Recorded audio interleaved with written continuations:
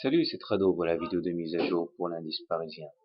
La séance d'aujourd'hui s'est soldée par une nouvelle progression assez forte, cette fois de 1,8%.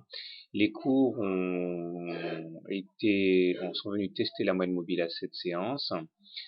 Et à partir de ce contact sur la moyenne mobile à cette séance, on a eu suffisamment de souffle pour passer à la hausse la moyenne mobile à 20 séances, dont la pente n'était pas suffisamment baissière pour établir une résistance forte. Elle a donc lâché.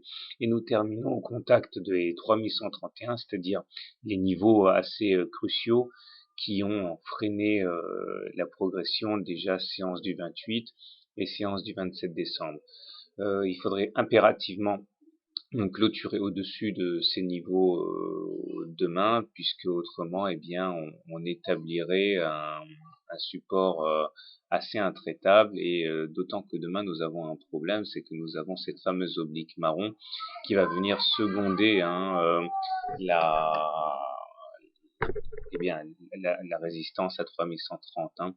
Néanmoins, les choses semblent quand même mieux orientées que lors du dernier assaut, puisque le MACD au-dessus de son signal, il est positif, le momentum bascule positif et le stochastique est au-dessus de son signal.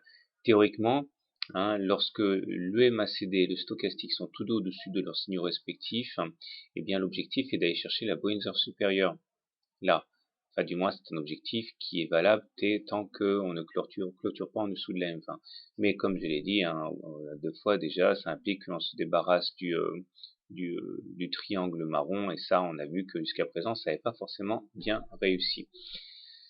Autrement, eh bien nous avons également une autre chose qui est intéressante à remarquer, bien que pas très pure, nous avons une sorte d'épaule, tête, épaule inversée, dont la pertinence pour l'instant n'est pas avérée, mais si on arrivait effectivement à casser le niveau des 3240, c'est-à-dire le niveau qui correspondrait à la ligne de coup de l'épaule, tête, épaule inversée, eh bien ça nous enverrait comme objectif la hauteur de l'épaule au-dessus de la ligne de coup. Bon, on verra le cas échéant, mais en tout cas, voilà, faut garder en tête l'idée des 3240, 3250 pour valider cette figure.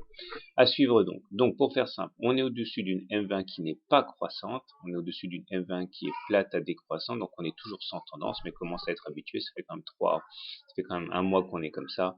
Donc, je vous rappelle que pour moi, la figure de référence demeure ce triangle marron, et que tant qu'on n'aura pas cassé ce triangle marron, à mon avis, on va être en train de faire des oscillations sans grande conviction.